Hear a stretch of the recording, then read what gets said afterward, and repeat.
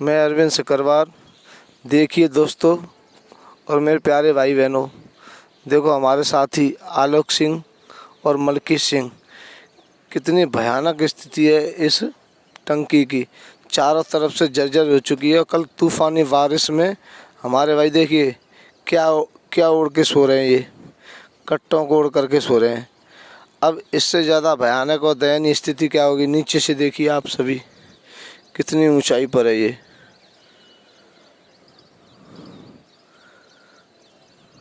देखिए आप सभी लोगों को दिखाना चाहता हूँ, यहाँ हर कदम पर, हर पल पर मौत है। आप सभी लोग इतने बेशर्म हो गए हो कि आप कोई आना नहीं चाह रहा है। आप सभी लोग यहाँ आइए। SCRT हमारे देखिए भाई आलोक सिंह, मलकी सिंह, कल हमारे भाई आलोक सिंह की इतनी तबीयत बिगड़ गई थी कि उन्हें सांस लेना और बोलने में बहुत सारी दिक्कतें हो रही थी। ये हमारे भाई और हम किस लिए लड़ रहे हैं? सिर्फ आपके लिए, सिर्फ आपके लिए लड़ रहे हैं कि आप सभी लोगों का भला हो, आपके परिवार में खुशियाँ आएँ, आप पे जो सामाजिक धब्बा लग रहा है उस धब्बे को आप साफ़ कर सकें, इस बेरोज़गारी के अभिशाप से बिल्कुल मुक्त हो सकें। लेकिन आपने तो कसम खा ली है कि मर जाएंगे, चिकने घड़े हो जाएंगे, पर लेकिन SCRT लखनऊ ही नहीं जाएंगे। आपने न जाने किस माँ का दूध पिया है। मुझे तो शर्म आती है ये कहते हुए भी। उस माँ ने न जाने किस तरीके से तुम्हें जन्म दिया होगा भाई, बहुत लांछनित होना पड़ता है। ये कहते हुए भी शर्म आती है, तुम ऐसी माँओं की जन्म से कोख कैसे लिया है कि तुम जरा सा भी, तुम्हारा ज़मीर नहीं है, तुम्हारे खून के अंदर ये गर्मी नहीं है कि तुम्हारे भाई और तुम्हारी बहनें किस तरीके से लड़ रही हैं यहाँ पर आप सभी लोगों के लिए कि आप सभी का भला हो। ये बताइए 300-400 लोग लगे हुए हैं, ठीक है। कम से कम आप सब लोग जनबल दिखाओगे तो सरकार कल घुटने टेक करके जियो जारी कर देगी। सरकार के चारों तरफ से संज्ञान में आ चुकी है और सरकार मजबूर हो चुकी है, लेकिन हमारे पास इतना जनबल नहीं हो पा रहा है कि हम सरकार को घुटनों के बल ला सकें। सरकार को घुटनों के बल सिर्फ जब ही ला सकते हैं जब आप सभी लोग हमारा सहयोग करेंगे, में जनबल देंगे। पर लेकिन आप तो बेशर्म हो, बेशर्मी की सारी हद पार कर दिए। ऐसा चिकने गड़े तो हमने कभी नहीं देखे। 22,000 सीटों के लिए 2200 लोग भी एकत्रित नहीं हो पा रहे हैं। तुम यार क्या कर रहे हो, समझ में नहीं आ रहा। तुम जितने पढ़े लिखे लोग हो उतना ही तुम ज़्यादा दिमाग चलाते हो।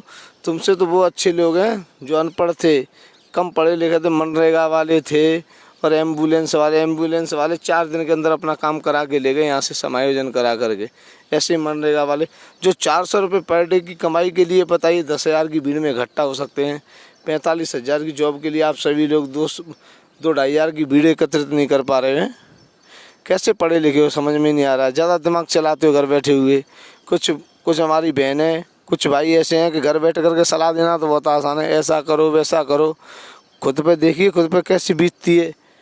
आप सब लोग, हम तो सिर्फ ये कह रहे हैं कि हम यहाँ से जंग लड़ेंगे। आप सभी लोग SCRT नीचे खड़े होकर के हम लोगों का सहयोग कर सकते हैं। बस आप लोगों की इतनी हमें ज़रूरत है भाई, एक बार यहाँ जनबल आ करके दिखा दीजिए जिससे हम अपने मुकाम को हासिल कर सकें। और देखिए हमारे इन भाइयों को देखिए कितनी दयनीय स्थिति है। पता नहीं न जाने कब मौत इनकी सांसों पर अपना आलम लिख दे। चारों तरफ मौत है। देखिए भाई, अगर जरा सी भी इनकी करवट इधर उधर हुई तो ये मर जाएंगे, बचेंगे नहीं। इनका भी परिवार है, इनके भी बच्चे हैं, इनके भी माँ बाप हैं, इनके भी भाई बहन हैं। इनकी तरफ देखिए भाइयों, आप आओगे तो सभी का भला होगा। घरों से अब भी निकल आइए। 2 दिन का 3 दिन का टाइम, 2 दिन का ही टाइम निकाल करके जनबल दिखा दीजिए। हम ये नहीं कह रहे हैं कि यहाँ रुकिए, हम भी नहीं चाहते धरने को आगे बढ़ाना। हम चाहते हैं कि अब इसका रिजल्ट निकलना चाहिए। हम 2 दिन 4 दिन बस इतने दिन चाहते हैं कि अब इसका रिजल्ट निकलना चाहिए। भाइयों 1 दिन 2 दिन के लिए जनबल दे दीजिए बस। आप सभी लोग घरों से निकाले। ये सोचते हैं कि मेरे एक के जाने से क्या होगा। अरे भैया सभी ये सोच लेंगे तो कौन आएगा यहाँ पर, ये बताइए कौन आएगा। भाइयों आओ, अब तुम्हें आना पड़ेगा। अब इससे ज़्यादा क्या होगा बताओ तुम। क्या नौकरी आगे तुम्हें मिल जाएगी? कभी नहीं मिलेगी, जीवन में नहीं मिलेगी। अब इस बार भी अगर चूक गए तो जीवन में कुछ लोग सोच रहे हैं TGT निकाल लेंगे, PGT निकाल लेंगे। जब यार तुम 69,000 में झंडे नहीं उखाड़ पाए, इसमें नंबर इतने नहीं लेके आए हो तो कहाँ से लाओगे बताओ तुम। अपने आप में ये सोच रहे हैं कि टीजीटी निकालेंगे, पीजीटी निकालेंगे। ऐसे पढ़े लिखे 30 मार्क का नहीं हो तुम कि निकाल लोगे टीजीटी पीजीटी। क्योंकि ये सरकार ऐसी है, फिर से ऐसे डीजे बाबू जैसे लग जाएंगे, फिर क्या करोगे? कोई फूलकली और पैसे दे करके चली जाएगी। इसीलिए कह रहे हैं भैया यही चांस है, आ जाओ।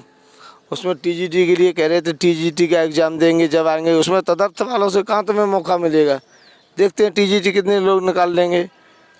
आइए भाई, आइए, आ जाइए।